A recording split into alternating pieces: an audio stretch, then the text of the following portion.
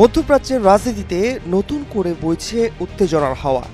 একদিকে প্রকাশ্যে ইসরায়েলি আগ্রাসনের নিন্দা, আর অন্যদিকে গোপনে ইসরায়েলকে সহযোগিতা। এই দ্বিমুখী অবস্থান নিয়ে চরম সমালোচনার মুখে পড়েছে সৌদি আরব। ইরানের সঙ্গে সাম্প্রতিক সংঘাতে সৌদি আরব গোপনে ইসরায়েলকে সহায়তা করেছে বলে দাবি করেছে দেশটির সংবাদ মাধ্যম ইসরায়েল হাইয়ুম। তাদের এক অনুসন্ধানী প্রতিবেদনে বলা হয়েছে, প্রকাশ্যে ইসরায়েলি হামলার নিন্দা জানালেও বাস্তবে সৌদি আরব হেলিকপ্টার পাঠিয়ে ইরানের ড্রোন ঠেকাতে সহায়তা করেছে। যদিও আনুষ্ঠানিকভাবে ইসরায়েলকে সহযোগিতার কথা এখনো স্বীকার করেনি সৌদি।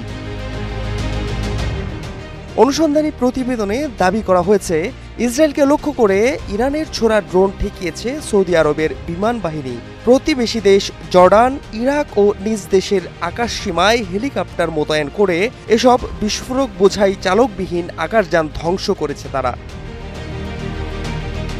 প্রতিবেদনে বলা হয়েছে, আঞ্চলিক আকাশ সীমার নিরাপত্তায় ইসরায়েলকে এই সহযোগিতা করেছে সৌদি আরব। যদিও আনুষ্ঠানিকভাবে এখন পর্যন্ত ইরানের ড্রোন প্রতিহতের কথা স্বীকার করেনি দেশটির সরকার।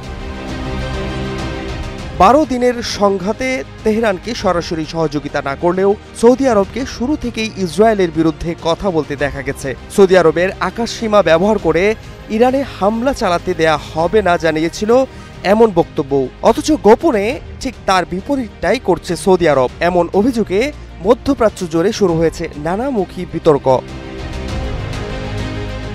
বিশ্লেষকরা বলছেন, বিষয়টি সৌদি আরবের আঞ্চলিক অবস্থান ও নীতিকে প্রশ্নবিদ্ধ করছে। বিশেষ করে গাজায় চলমান ইসরায়েলি হামলার বিষয়ে সৌদির নীরবতা নিয়েও তৈরি হয়েছে সন্দেহ। প্রশ্ন রয়েছে, সৌদি আরব তাহলে কোন দিকে ঝুঁকছে?